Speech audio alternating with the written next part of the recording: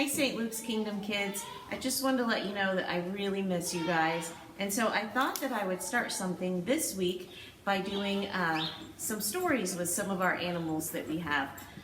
So today I'm here with Petunia and Cheyenne, who are eating their dinner, so they don't want to stick their heads outside, but surely they will here in just a little bit. But I'm going to read to you the Couch Potato Caper because, and it's a VeggieTales book, because we need to all learn not to be too big of couch potatoes right now, right? So,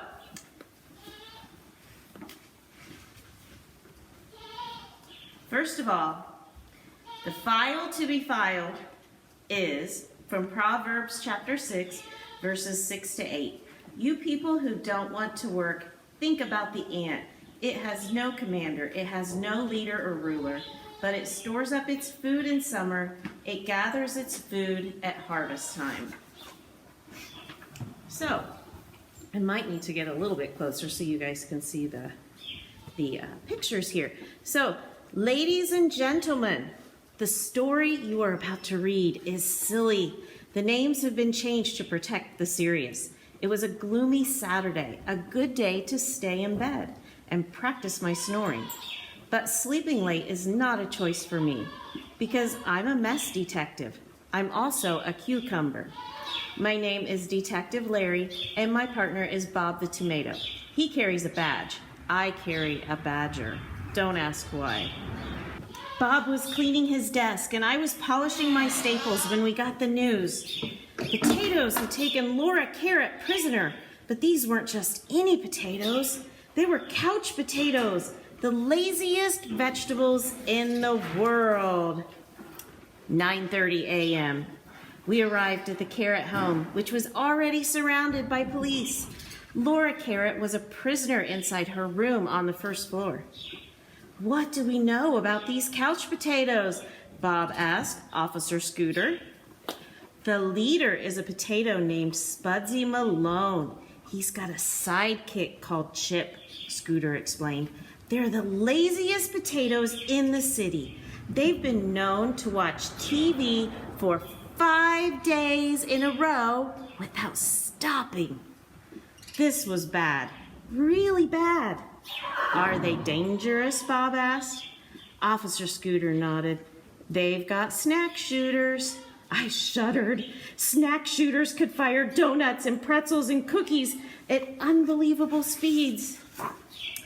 Now, how did the couch potatoes get into the Carrot house? I asked. Laura Carrot is really lazy, said Officer Scooter. She watches TV all day long, so the potatoes made friends with her. I made a note of that. The couch potatoes convinced Laura to have a popcorn party, Scooter continued. That's when they took over the entire house. 9:40 a.m. I've always wanted to use the megaphone, so I started singing, bad boys, what you gonna do when they come for you? Bob told me to stop singing. Stuff a sock in it, a neighbor hollered. Then, what should I say to these thugs, Bob? I asked. My voice boomed. Bob lowered my megaphone. When you're talking to me, you don't need to use the megaphone, Larry. Oh, right. Sorry. I put the megaphone back up to my mouth and said, the house is surrounded, so come out with your TV guide closed. The couch potatoes didn't answer. They were too caught up in their TV show, Gilligan's Island. 10 a.m. As the standoff stretched on, we spotted Mrs. Carrot standing behind one of the police cars. Hello, ma'am, I said as I wandered over. My name is Detective Larry the Cucumber, and this is my partner Bob the Tomato. He carries a badge. I carry a badger. Don't ask why. We have a few questions, ma'am, said Bob. When did you first get a hint that Laura was hanging around with lazy couch potatoes? There were many clues, Mrs. Carrot said.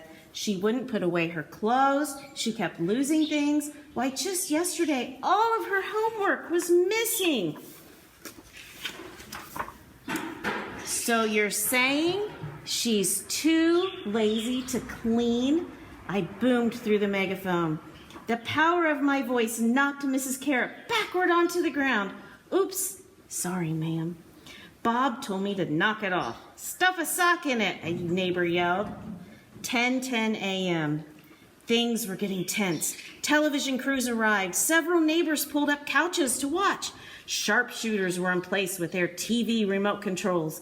The sharpshooters are ready, Officer Scooter shouted to Bob. Just give the order and they'll turn off the TV. The sharpshooters aimed their remote controls towards Laura's window. I've got a clear shot, one of them called. Then take it, I bellowed through my megaphone. The police sharpshooter took careful aim at the TV, barely visible through the curtains. Then he pushed the off button on his remote. Bullseye! The TV in Laura's room suddenly clicked off. Gilligan's Island vanished from the screen. 10:20 a.m.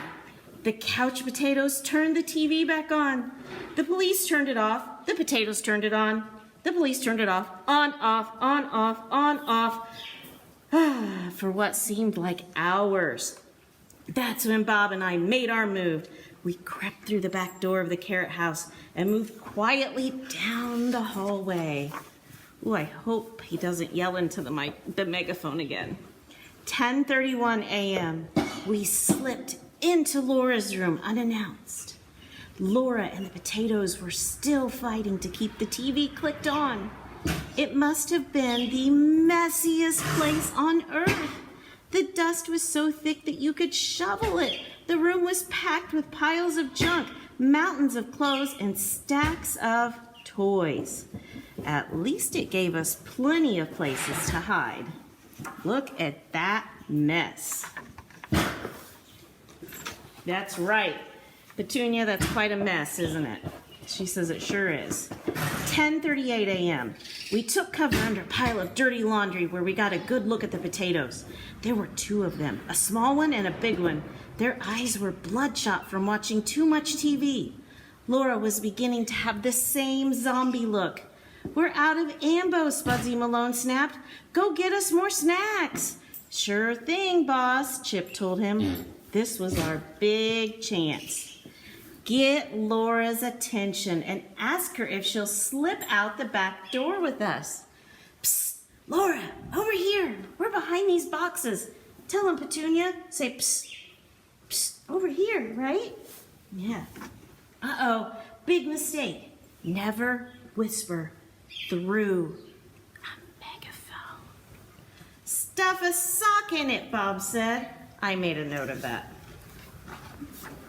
10:43 a.m. Our cover was blown. We had to take action. Hold it right there, Spudsy, Bob said, flipping open his badge. Police. That's right, police, I shouted, holding out my badger. My badger flipped open my badge. You're not taking us without a fight, Spudsy bellowed, aiming a snack shooter right at me. Where's that ammo, he ordered Chip, who had re-entered the room. Uh-oh. Bad news, boss. We ate all of the ammo. Well, you coppers aren't taking Laura, Spudsy growled. She wants to stay with us, right, Laura? No way, Bob said. Come on, Laura, let's leave peacefully. Hey, Petunia. Let's see if we can get down here and get a little better view of Petunia, maybe a little bit. Maybe a little bit without it falling. Here she is a little bit. Okay, so Laura didn't know what to think. Why should I leave, she asked. This is my favorite episode of Gilligan's Island. Laura, trust me, Bob said. You can't spend all of your time lying around the house. Laziness doesn't pay. God teaches us that hard work brings great rewards. In fact, chores are a good way to practice being a first-rate worker for the rest of your life. Laziness is a lot easier, she told me. Bob glanced around the bedroom. Look at this place. It's a mess. When you're lazy, your whole life becomes a mess. You're too tired to do anything. It's like being stuck in the mud. Laura blinked a few times. Bob's words weren't sinking in. That's when my badger did an amazing thing. My badger began to clean up the room. Hey, what do you think you're doing? Sudsy snapped. Couch potatoes hate to see people working except on TV. Picking up on my badger's idea, Bob started to clean. So did I.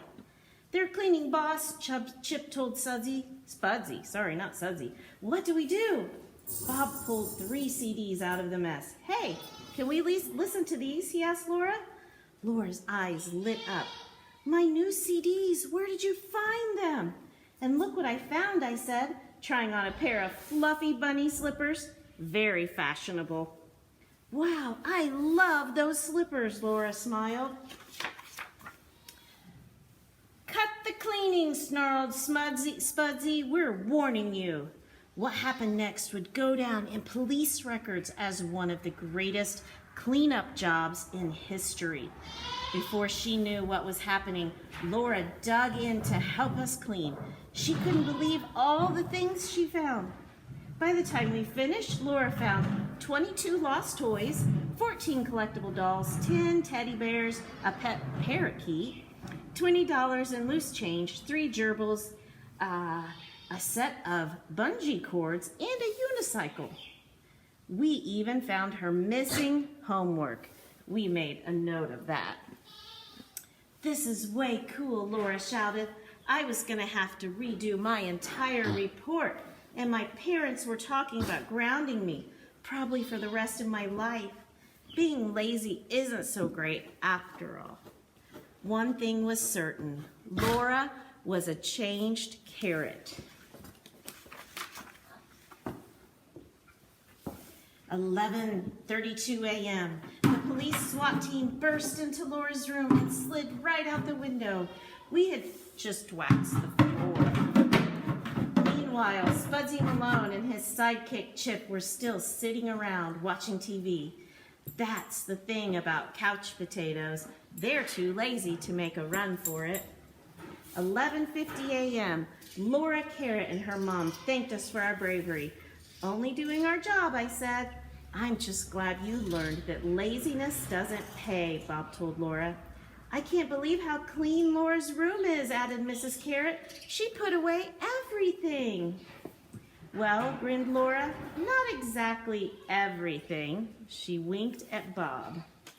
Let's see, what did she leave out? "So what do you think Laura meant by that?" I asked as Bob and I were leaving the Carrot house. "Beats me." I decided to ask Laura. Wheeling around, I put the megaphone to my mouth and said in a booming voice, "Nothing at all." No sound came out of my megaphone. Laura had stuffed a sock in it. The end. And so I want to tell you guys again our verse that we're talking about in this wonderful book, and it is Proverbs 6, verses 6 to 8. "You people who don't want to work, think about the ant. It has no commander, it has no leader or ruler, but it stores up its food in summer, it gathers its food at harvest time." So remember that, and remember to try not to be too lazy during this time when it's really easy to do that. I don't know about you, but I've been wanting to just sit around and read books or watch TV and maybe eat a lot. So we've got to remember not to be couch potatoes and to be like Bob and Larry. And the Bible tells us to work like the ant and be diligent in what we do. So I'm going to let you see, come here, Petunia. I'm going to see if I can get Petunia to come into the view a little bit. So here's Petunia a little bit. This is Petunia. She is 3 years old. She just had a birthday in February, and I've had her since she was 1, so she is just like my baby. She's a miniature horse. She's not a pony. I always call them my ponies, but she is actually a miniature horse.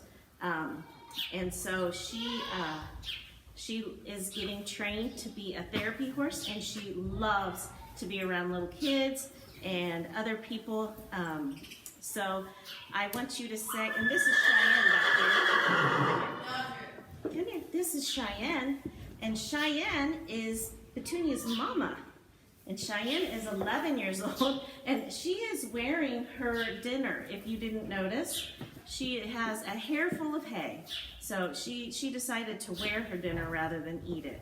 So that's it for today. I hope to be able to continue bringing ways that we can connect via the internet, and I hope you guys have a great rest of your day and have a blessed evening.